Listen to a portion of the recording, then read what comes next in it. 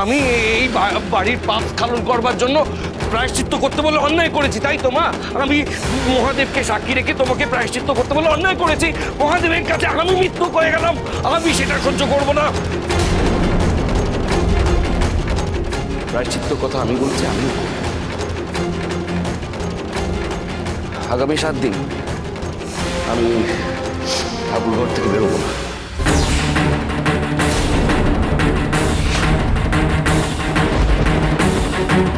প্রায়শ্চিত্ত করবো নির্জলা উপবাস করে।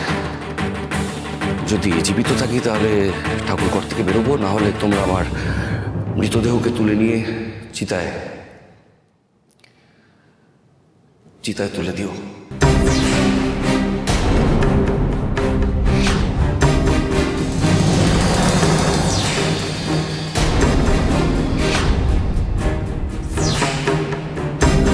অগ্নিশুদ্ধিতেই আমার চিত্তশুদ্ধি হবে। বড় খোকা,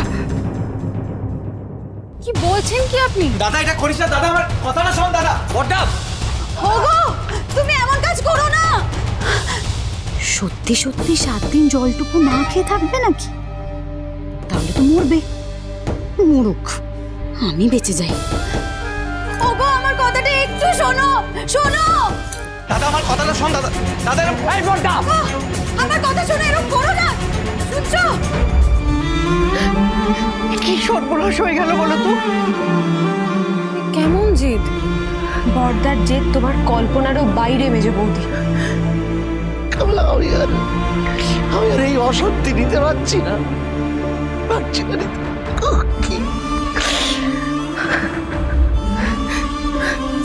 ও মেজো বৌমা, তুমি একবার যাও না। তুমি ঠিক পারবে বড় খোকার জেদ ভাঙাতে। কেন বলো তো মা? কেন? আমাদের বাড়ির সমস্ত অশান্তি মেটানোর দায় কি মেজো বৌদির? সব কথায় কথায় তোমরা এই মেয়েটাকে কেন শুলে চড়াও? মেজো বৌদি, তোমাকে আমি বলছি, তুমি যাবে না। বড়দা যা পারে করুক, যাবে না তুমি। মেজো বৌমা, আমি জানি একমাত্র তুমি পারবে অসম্ভবকে সম্ভব করতে। যাও না মা। আমি তোকে 7 দিনের নির্জলা উপবাস করতে দেব না দাদা। বড় খোকা, মহেশ্বরী, বড় খোকা, আমার কথা শোন। বড় খোকা,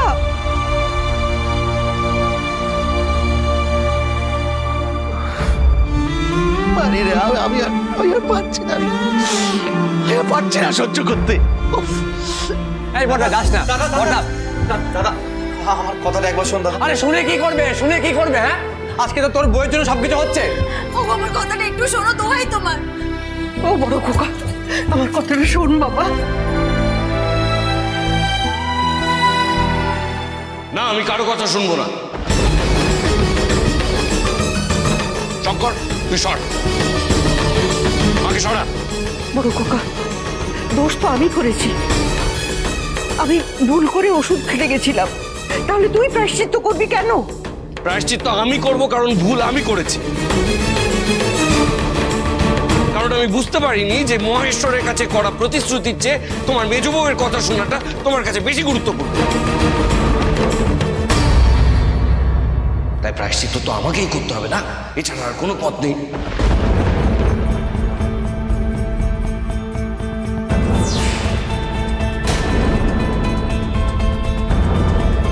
না বড় খোকা, বিশ্বাস কর, আমার গলা দিয়ে আমি এক বিন্দু জল নামতে দিইনি। বাবারে বাবা, আমি তো বাবার জন্মে এসব কঠিন নিয়মের ব্রত পালন করতেই পারবো না বানি।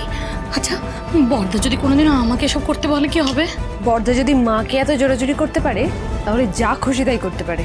তুমি তৈরি থাকো। হ্যাঁ গো, আমার কি হবে গো? তুমি থামবে? এইদিকে এক অশান্তি চলছে, তার মধ্যে তুমি নিজের কাল্পনিক অশান্তি নিয়ে কাঁদুনি গাইছো। বেশ, তুই যাবি তো ঠাকুর ঘরে? যা, আমি এই ঠাকুর ঘরের চৌকাটে বসলাম। মাকে ডিঙিয়ে যেতে পারিস তো যা। তবে একটা কথা মনে রাখিস, আজ যদি তুই আমাকে ডিঙিয়ে ঠাকুর ঘরে ঢুকিস, তাহলে তুই তোর মায়ের মরা মুখ দেখবি।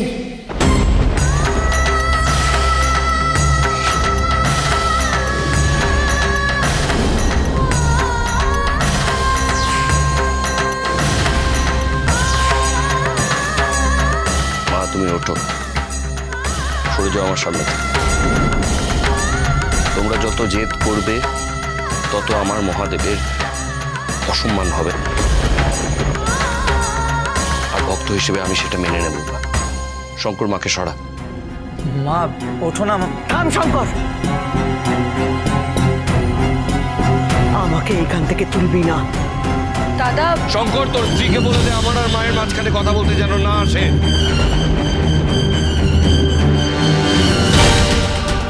আজ ওর পাপের কারণে আমাদের সংসারে এত বড় অশান্তি বেঁধে গেছে। এর আগে জীবনে কোনোদিন তো আমাদের বাড়িতে ঠাকুর পুজো নিয়ে কোনো রকম অশান্তি হয়নি। দিনের পর দিন মহেশ্বরের পুজো হয়েছে, কত ব্রত পালন হয়েছে, সব নিষ্ঠা করে হয়েছে। আর আজ একটা সামান্য ব্রত পালন করতে গিয়ে কিনা আমরা পারছি না। এতেই বোঝা যায় যে সংসারে অনাচার হয়েছে, সংসারে গ্রহণ লেগেছে, এবং তার কারণ ও।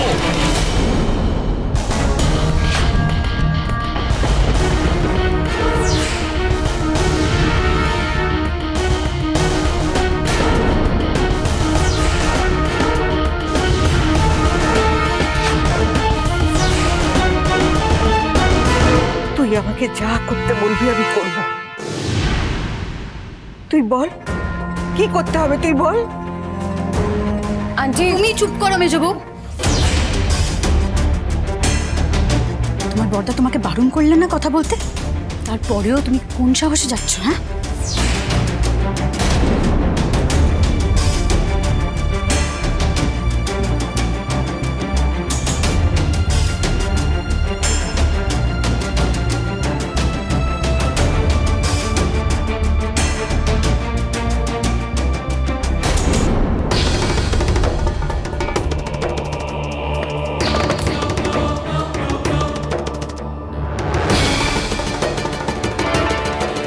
তুই তাহলে প্রায়শ্চিত্তের বিধান দে।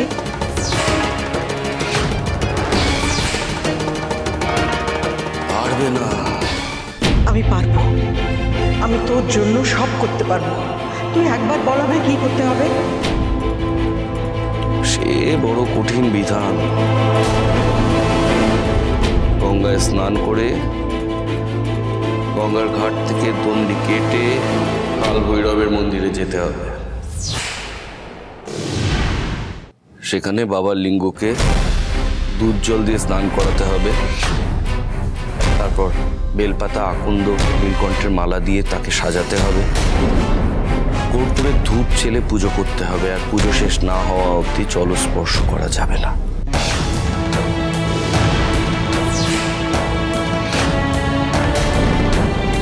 বানি, গঙ্গায় ডুব দিলেই তো ঘট করে সব জল গলায় ঢুকে যাবে। তখন গঙ্গার ঘাট থেকে দণ্ডি কেটে বাবার মন্দির পর্যন্ত যেতে হবে। ভগবান, তোমরা বুঝতে পারছো না কতটা কষ্ট হবে?